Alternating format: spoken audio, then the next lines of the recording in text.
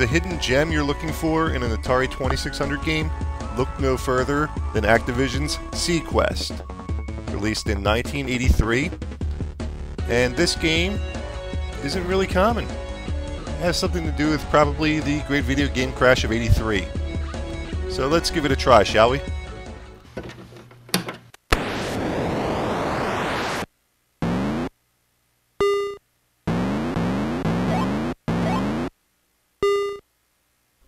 Alright, if you haven't guessed by now, you control the yellow submarine. And your goal is to pick up the little blue divers and deliver them to the surface. You can pick up more than one diver in your sub. I think you're allowed up to 5 before your sub is overcrowded, and it won't allow you to pick up any more divers. The red and white oxygen level on the bottom works as a clever little timer. And basically you have to pick up the divers and avoid the obstacles, which are sharks and other little tiny subs that shoot at you.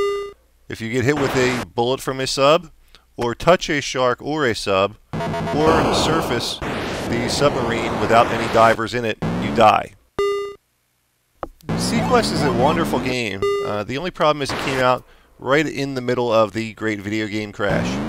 So it didn't really sell very well. No games really sold well. In fact, the whole industry was going kaput. Holy shit, did you see that? A shark blew up my fucking sub.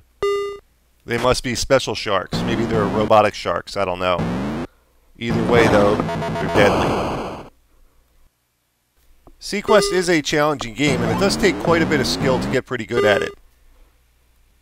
Upon doing this review, it was my first time playing the game, and quite frankly I didn't know what to expect. And I was pleasantly surprised. The game is fun to play. It looks really good, especially for an Atari 2600 game. The sound effects are great. The gameplay is solid.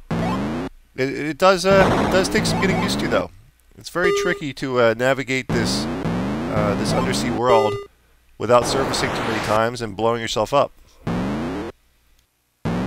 One slight flaw I did notice in the game is that the hit detection for the sharks is not quite there. It's a little bit off.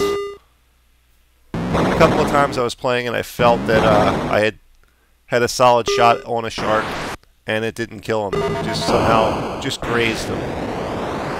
And part of that might have to do with also, as you steer your sub and fire, your bullets steer with you, which was a fairly common occurrence on Atari 2600 games. But it feels like it shouldn't operate that way.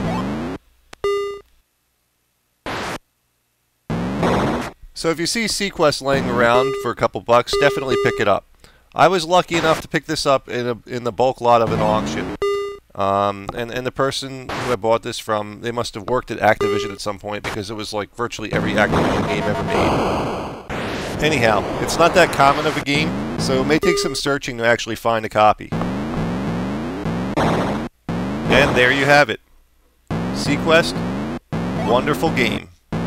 Definite good time. I'm Dommy from Classic Games Revisited. Until next time.